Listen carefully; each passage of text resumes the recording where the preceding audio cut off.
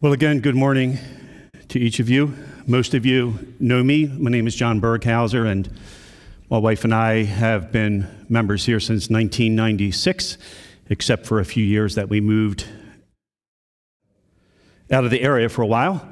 But we appreciate the privilege of, from time to time, being able to come and share the word of the Lord in music and in speaking with you all. If you have your Bibles today, we're going to be looking at 1 Corinthians 13.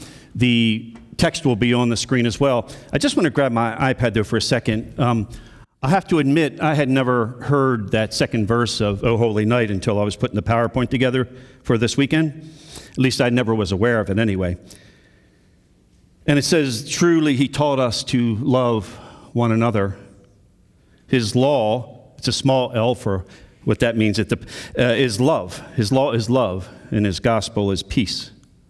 And he goes on from there, but I just thought that was really poignant and appropriate, always, but certainly today as we're looking at love. And God's love to a broken world is the title of our message. His law is love.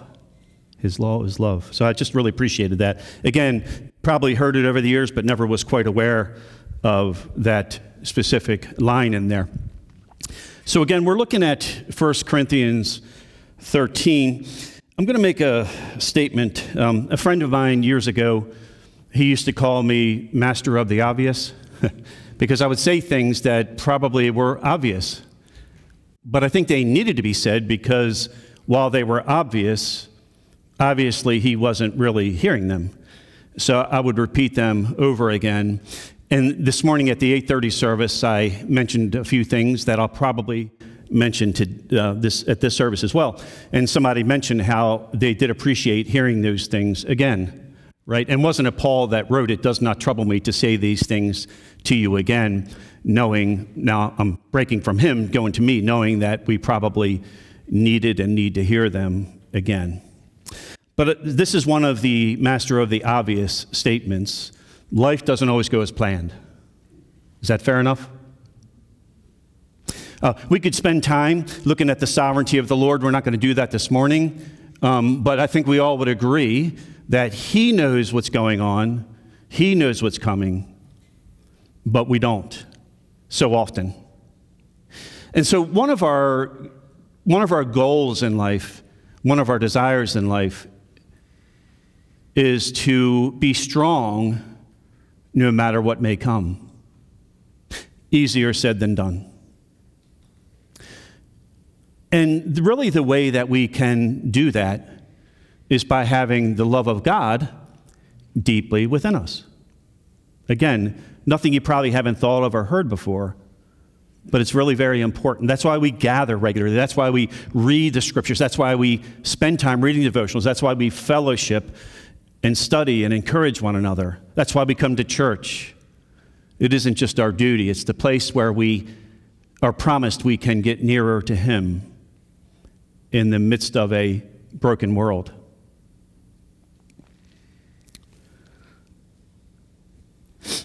So how do we do that? How do we get closer to God in a broken world? And how do we reflect then God's love to a broken world? We are gospels. We are ministers of the gospel, each of us. Minister is a title in certain churches used for people, but each of us ministers to whomever is around us. Pastor Dave would call it our circle of influence, and I would do the same. People around us. We want to be someone who reflects the Lord to them while acknowledging it's through and in a broken world. And I think Corinthians talks about that today to us, and hopefully it will. We're going to read through the first 13 verses and then go back and not take each of them, but take select ones and look at some insight that we can gain into those very things. One of the ways that we learn what to do is by learning what not to do. Unfortunately, trial and error is part of life. I wish it weren't that way. I wish that each step I took as a Christian man, I wish at the time of my conversion, each step I took was exactly as the Lord ordained. But it isn't. I'm not proud of that, but that's the reality. He knows of it. He's aware of it. But I have to get refocused and refocused and refocused quite regularly and want to try to help others to do that very thing as well.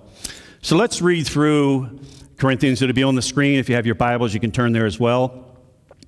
He says, this is the Apostle Paul speaking to the church in Corinth. If I speak with tongues of mankind and of angels, but do not have love, I have become a noisy gong or a clanging cymbal. If I have the gift of prophecy, and I know all mysteries and all knowledge, and if I have faith so as to move mountains, but do not have love, I am nothing. And if I give away all of my possessions to charity, and if I surrender my body so that I may glory, but do not have love, it does no good. Love is patient. Love is kind. It is not jealous. Love does not brag. It is not arrogant. It does not act disgracefully. It does not seek its own benefit. It is not provoked. It does not keep an account of wrongs suffered. It does not rejoice in unrighteousness, but rejoices with the truth. It keeps every confidence. It believes all things. It hopes all things.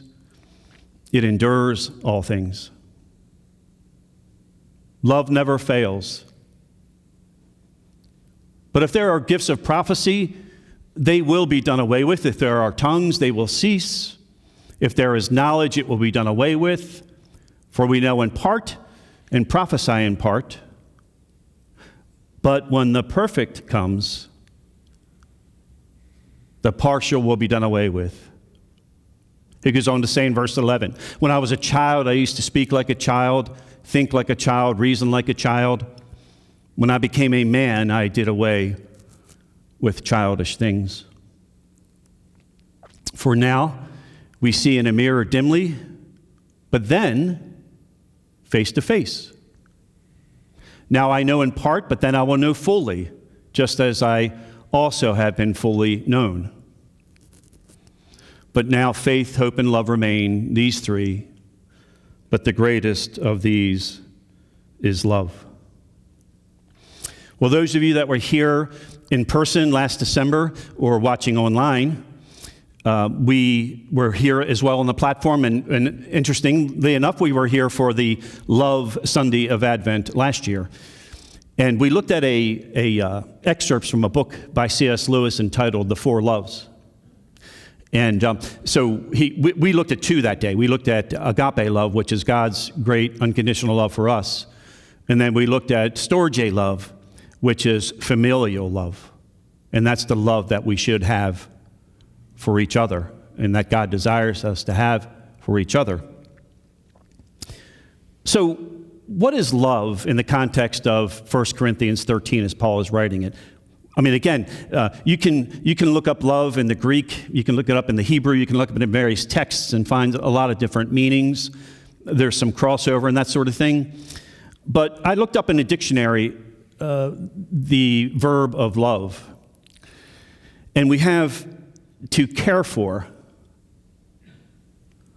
or a desire to please. To care for, that's an action word. Love as a verb, to care for. To care for. But I like that second part. I underlined desire, a desire to please. Do we really want to help others?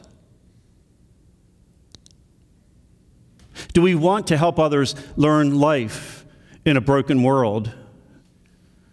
Or are we really just trying to get them to adhere to a law system, capital L, of regulations and rules, do's and don'ts?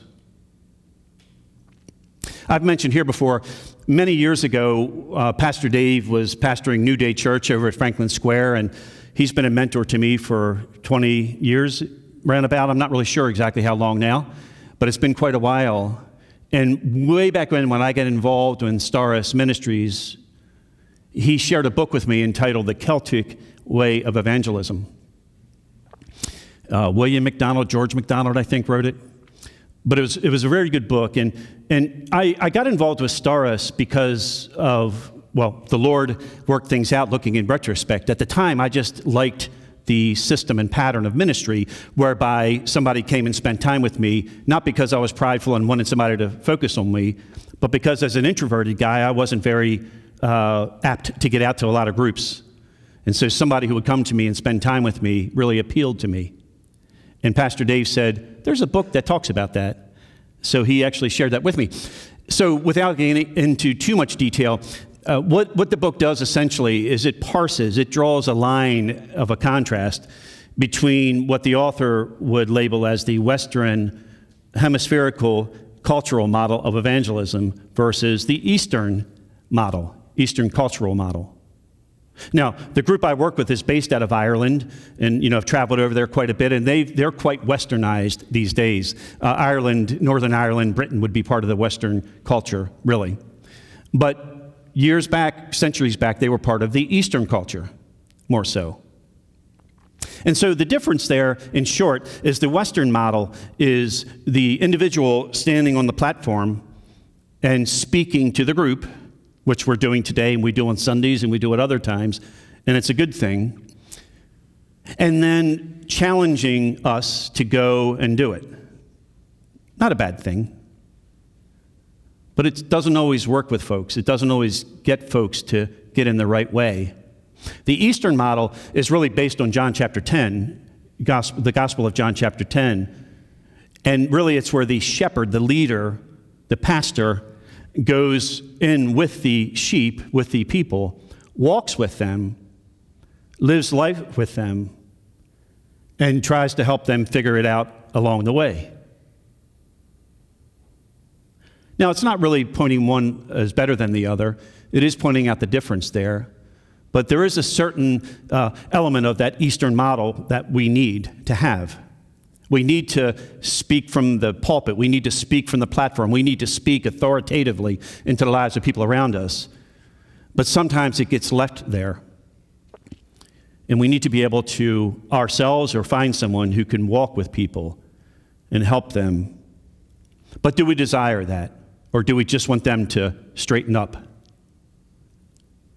I mentioned this morning there's been a few individuals over the years that I've met with.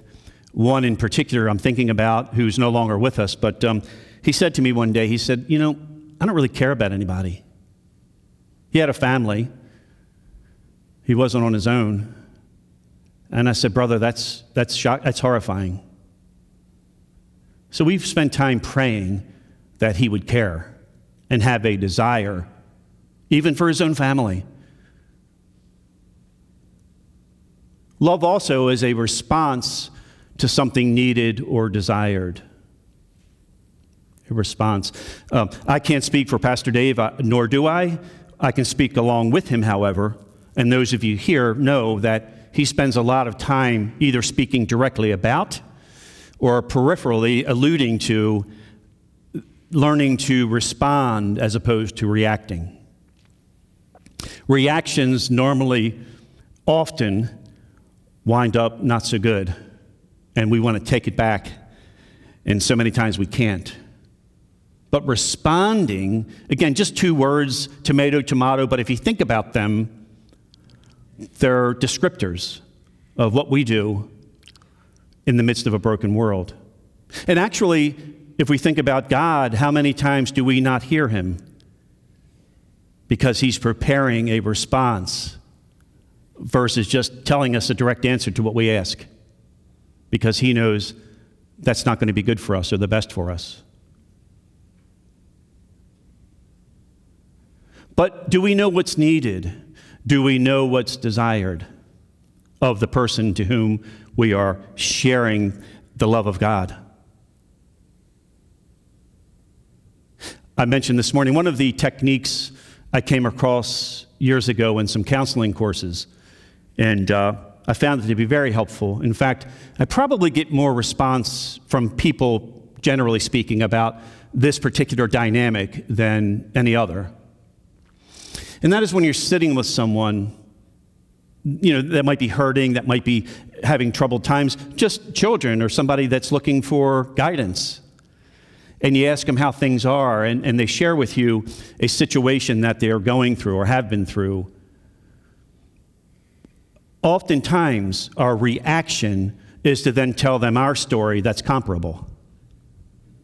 Now, sometimes we do that because we want to let them know we understand where they are, and I get that. But oftentimes we say it because it triggers something in us that we want to share. And you know what? And I hear this from people. This isn't just theoretical. Is that they say, you just kind of one-upped my story, and I don't feel like mine's really of value anymore. Because we're not paying attention to their need. Their need is to be heard. The need is for us to process what they've told us and learn a response to it, whether it's very shortly thereafter or whether it's at a time later. Think about that. Think about the next time somebody shares with you something they're going through. Don't be so quick, I know what you're going through because I went through blankety, blankety, blankety, blank. Because then it can diminish their need to be heard. And then when we talk about a response to desires, we often hear that too. We can't, desires are evil, they're not good. But we have them. What do we do with them? We can't just push them aside, especially if they're strong. So in a broken world where things don't go as planned, we should want to be able to know, to learn how to sort through those things, how to walk through them, how to walk through the mess at times, or at least the awkwardness if it's not a mess, and still honor God. One of my mentors, I'm sure others have said it, I have it on the bottom of the screen, a message from the mind reaches the mind, a message from the heart reaches the heart.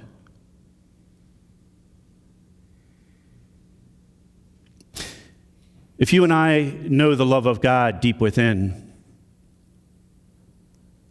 people to whom we are talking or ministering or living life with will sense that versus us just telling them information. Again, there's time to just tell information. There's time to just say what needs to be said to somebody about what they're doing and what they need to hear. But I way too often hear scriptures thrown at people that aren't really intended to be helpful. They're intended really to be a rebuke. Again, a time for that, but it's way too often used in that way. So let's look at, go back and go through a few of the verses in 1 Corinthians 13. And I put some notes in there from the Amplified version of the Bible. If I speak with the tongues of mankind and of angels, but do not have love, I have become a noisy gong or a clanging cymbal. The Amplified says, just an annoying distraction. Do you ever sense that in people? There's another counseling technique called active listening. And it contains various things, but one of them is making eye contact with people and being able to sense a bit of what they're going through. I mentioned this morning, it's fairly humorous to me. If any of you have ever watched the comedy show Seinfeld, I didn't watch it originally, but my wife and I would see various clips from time to time, and they're funny. Obviously, he's designed to be he's a comedian, right? So, but there's one, if you know the characters, if you know the story at all. So there's a character called George Costanza, and he was very neurotic. And always just, the world revolved around him, and he just thought that everybody was out to get him, and everything was wrong. Everything that happened bad was directed at him. And of course, Jerry's a little less neurotic. And they were sitting at the diner across from each other where they frequented. And George was going on and on about all of the stuff that's wrong in this world and all that's happened to him and all that's been bad in his life. And he says, Jerry, I can sense the slightest human suffering. And Jerry looked at him slowly and responded and said, are you sensing anything right now? Right? The implication was, apparently you can't, because I'm over here just rolling my eyes, listening to you go on and on and on, and it's not helpful at all. But it's comedy. But that can be in real life. Somebody presents a dilemma to us. They lament a situation in life. And we just go on. And what we turn into is a noisy gong or a clanging cymbal of the law of God, capital L, if you will. That's what the Word says. This is what the Word says. Hey, should we use the Word of God? Of course. Is the Word of God authoritative? Of course. Is it right more than me? Always? Yes. But John the human needs to learn to use the Word at the right time in the right place. Still learning that. But I want us to be paying more attention to that as we talk to others. Picking up on that. Am I turning into just a clanging cymbal here? Maybe I can just say, let's just stop. I'm sorry. Matthew Henry, the MH is Matthew Henry, one of the commentators I frequently read from. He says, a clear head and a deep understanding are of no value without a benevolent and charitable heart. And then I underlined when he said, better to be quiet than to be a noisy gong or a clanging cymbal. Sometimes we think we're obligated to have the answer. Sometimes we just need to sit and be still and be quiet and be with someone. Sometimes they're not looking for answers, or they are, but they know we can't provide them. So we want to pull out all of our Bible knowledge. Understandably, I get that, and we should have those things. We just want to know when and where to use them as we're extending love to a broken world. He says in verse 2 that if I have to get the prophecy and know all mysteries and all knowledge, if I have faith as to move mountains, but do not have love, a heart of love, a desire to help, a desire to please, a desire to meet needs, I am nothing. And again, the Amplified in there says reaching out to others. A requote from my mentor, but also a master of the obvious, saying that we've all probably heard, that people don't care how much we know until they know how much we care.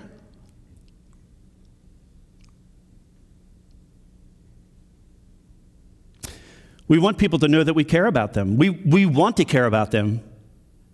We need to really care, but we want them to know that as well. And that's not something we do in a sentence or two or a meeting or two or whatever it might be. It's all of these things combined together. Learning what's going on, paying attention, learning how to respond, not react immediately. It's difficult. When there are crisis situations before us, to say it's not easy is an understatement, to know how to do things the way the Lord would want. But that's why we practice, that's why we gather, that's why we study, that's why we learn, so we can get a little better today than we were yesterday, and ask the Lord to help us next week to be a bit better. And when we're sitting with someone and they tell us their story, we say, oh, let me just stop there. Tell me some more. What are you going through during those times? What is it you think that's causing that for you? You don't have to be a counselor. I've taken some courses, very minimal. I'm not proud. I'm not saying that's good, but I haven't taken loads. I don't have degrees or anything. But walking with people, living with people, listening to the Lord helps to learn a bit about those things and be reminded of those things. And I share them with us this morning as much for myself as for any of us. And then again, I mentioned a message from the mind reaches the mind, a message from the heart reaches the heart. We have a workshop that we present. Actually, Justin and I have just got the email last night. We've been invited to go to Alaska next year. There's a missionary from Forge Road Bible Chapel, one of our partner churches, and he just finished a cabin up there, and it's McGrath. It's an island kind of in the middle of nowhere, a series of archipelagos in Alaska, and we've been invited to come up and to teach over a weekend, a series of workshops, and so we'll be getting some of that together. But we do share our workshop at other venues, churches, and groupings. And in there, master of the obvious, one of the first things before we go see somebody is to pray for the Lord's wisdom. Pray for his wisdom. Sounds so basic, but in the heat of the moment, in crisis situations, it's easy to forget all that and for John to go out in his own strength and try to fix it. I've learned I can't. Good as I might think I am or like to consider myself to be, I'm not. Want to make sure my heart is desirous of connecting with others. Verse 4 says this: love is patient, love is kind, love is not jealous, love does not brag, it is not arrogant, it does not act disgracefully, it does not seek its own benefit, it is not provoked. It's interesting, as I sit with people, and have been over the years, sit with families, couples, whatever it might be, who are in the midst of some struggles, in the midst of pastoral care. I hear somebody say, their loved one is struggling with something. Well, here's what I did, and that worked for me. And it's a comment designed to maybe be helpful. I'm not saying it's wrong. But I can say to you from talking with other people later on, they wouldn't use that terminology, but essentially to them it's somebody bragging that maybe the Lord loves them more or the Lord's better to them because they're a better person. That's what people are hearing. I'm speaking to you from sometimes the other side, as me who went through that and as people I meet with who are going through those things. They don't say it to the person, but after they leave or when I see them later, and they don't have mean intent. They're not trying to down the person. They're just saying, they sound very arrogant to me. That's not really helpful. Because why doesn't God help me? Now, some of that's a misunderstanding of how God works on their part. I get all that.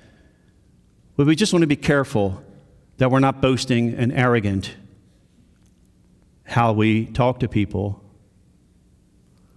It doesn't seek its own benefit. It's not provoked. Provoked is to poke. I have a friend of mine that I meet with, and when I first met him about 4 years ago, we were talking. He was asking me about what I do, and I said, well, I meet with people. That's what I'm doing. I'm sit with him, right? But he asked, about the larger scale of things, and he said to me, he says, John, he said, it sounds like you have to have a thick skin. I said, yeah, not just in ministry, in life. We need to be careful not to let things provoke us. Because who's behind that is the evil one, to try to throw us off, to distract us, to divide us, to separate us. The Amplified says we should not be overly sensitive and easily angered. We also do not keep an account of a wrong suffered. That's not easy. It's not easy to not remember what somebody did to us yesterday, last week, last month. That doesn't mean we should ignore it, but our response of love to them can't be predicated upon how they treat us. I appreciate Arthur Williams, the founder of Starus.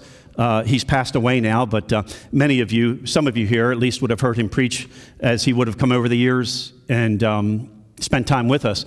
But he was at a meeting at my condo one evening, and it was a Starus meeting, and he said that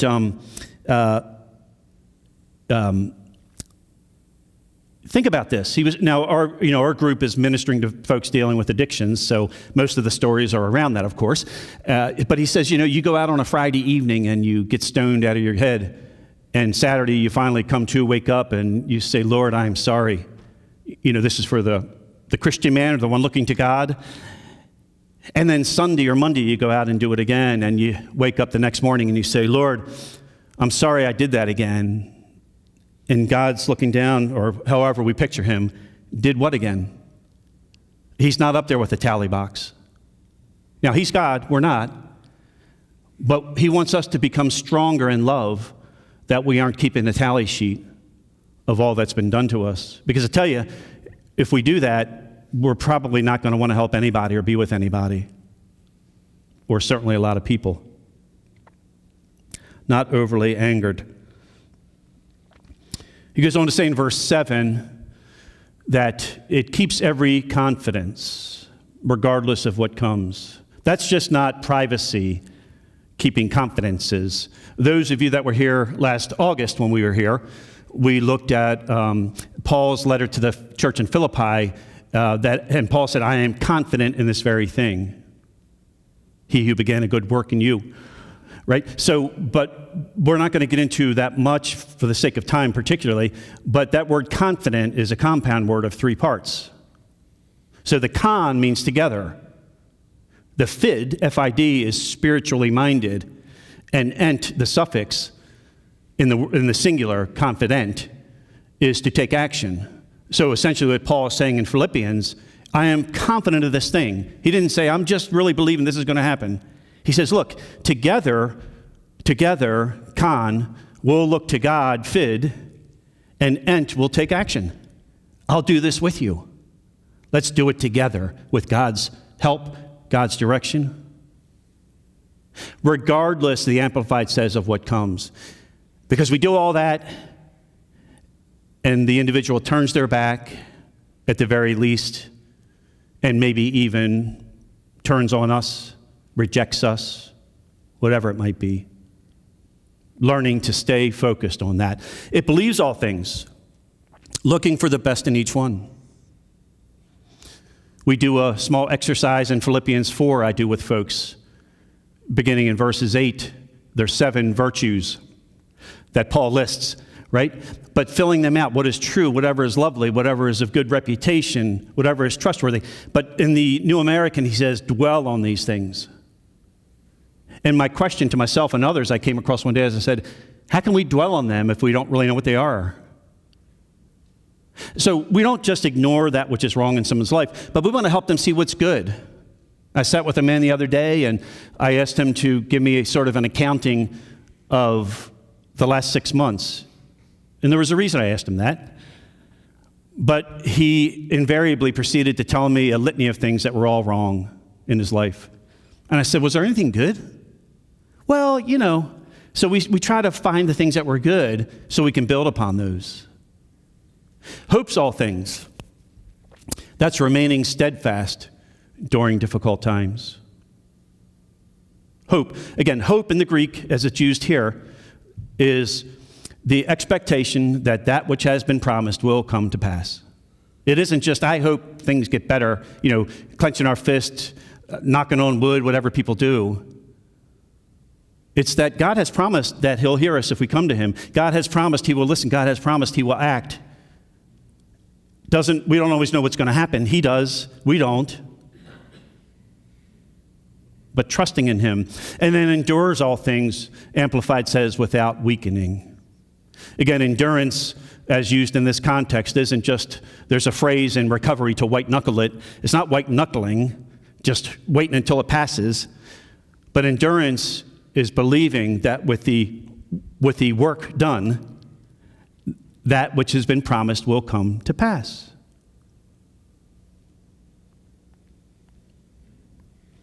A couple more verses we're going to look at.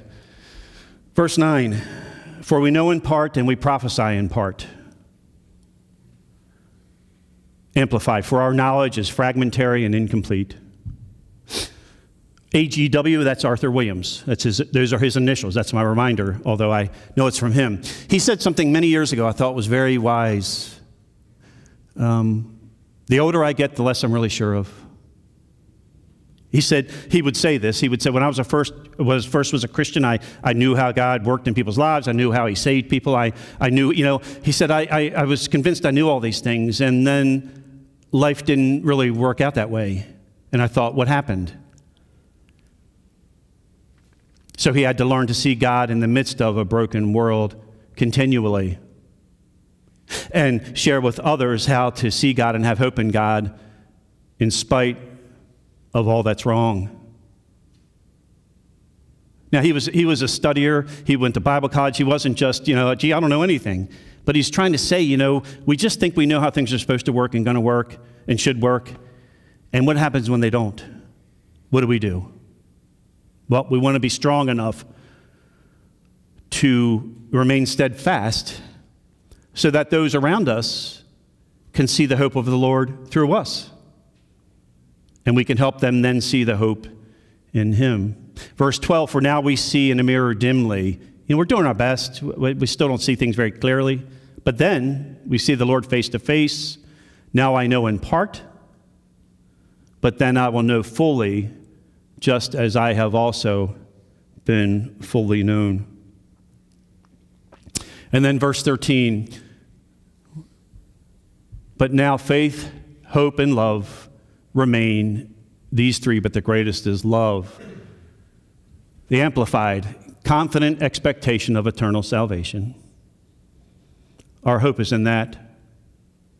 No matter what's going on, as much as I try to find some level of normalcy here in this world, we do okay, but there's a hope there that's real, that one day this will be over.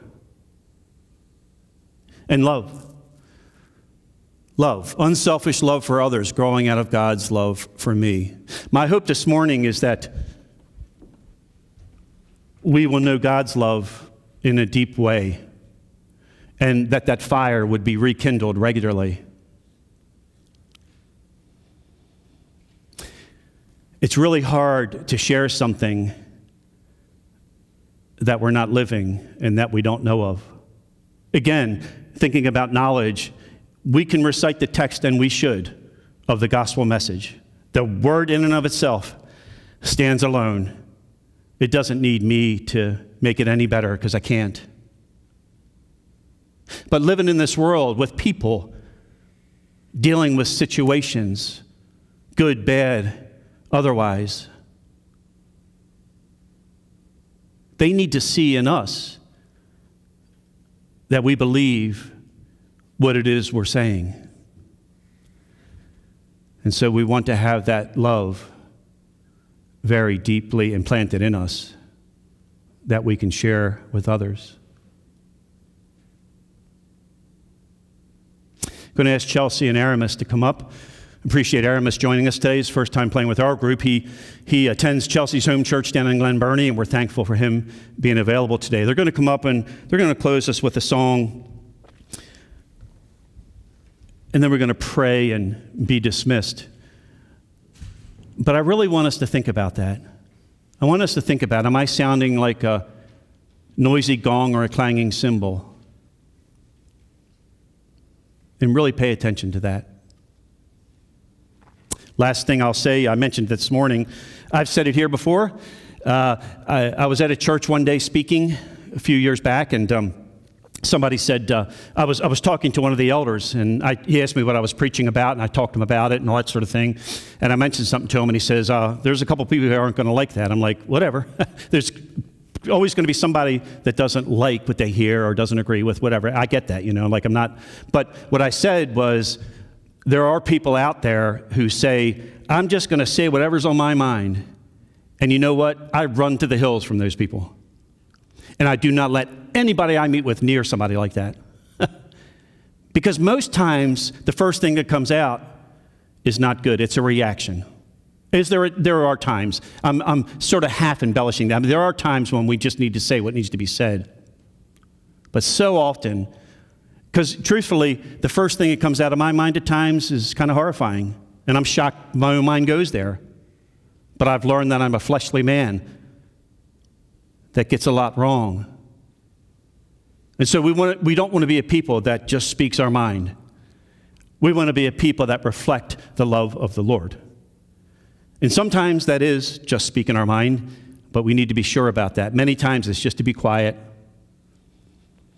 and to spend time and to reflect.